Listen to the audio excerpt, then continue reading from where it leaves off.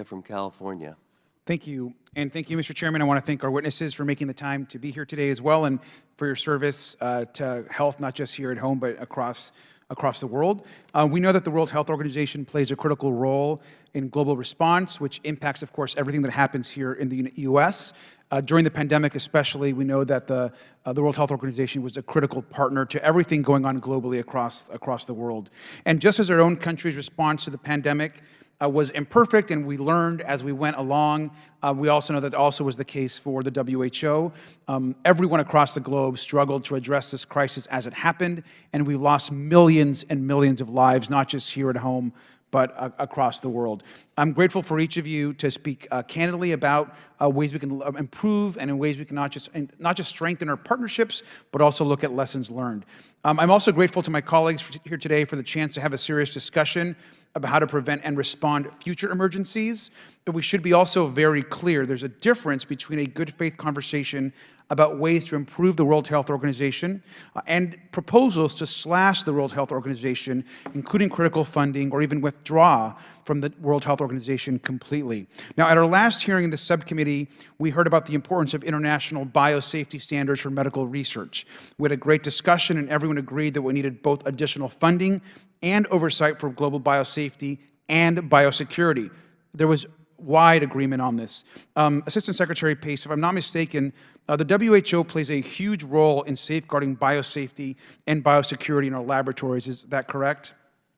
Yes, Mr. Congressman, that's correct. It's important. Thank you. That's what I understand as well. So if my colleagues are serious about international biosafety standards, it sure seems that co-sponsoring bills that are titled Withdraw the United States from the Constitution of the World Health Organization, or another bill that is titled the No Taxpayer Funding for the World Health Organization Act, it would appear to me that bills like this would actually hurt global health and hurt our health programs here in the United States. Would you agree that that would be the case, Assistant Secretary?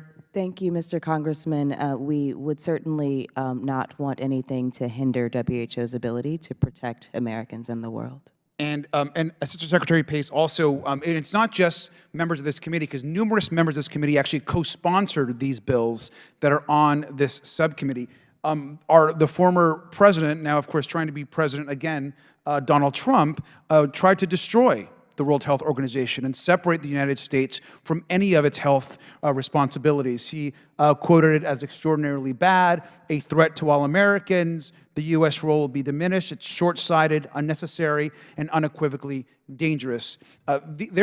He is talking about the world's leading health collaborative that brings countries together to take on pandemics. And we know, and at least I believe, that he's also responsible in large part for the failures of the last pandemic that led to the death, as we know, of over 1 million Americans. And so would you also agree that supporting the World Health Organization is critical to the success of American health? Assistant Secretary? Yes, Please. Mr. Congressman, I would agree that it's critical. Of course, we need an effective WHO to do so, but they've done much over the past 75 years to demonstrate their value to Americans and the world. Thank you. And finally, I just want to also add that I think it's also unfortunate that there's so much vaccine misinformation happening just right now and across this country and across the world.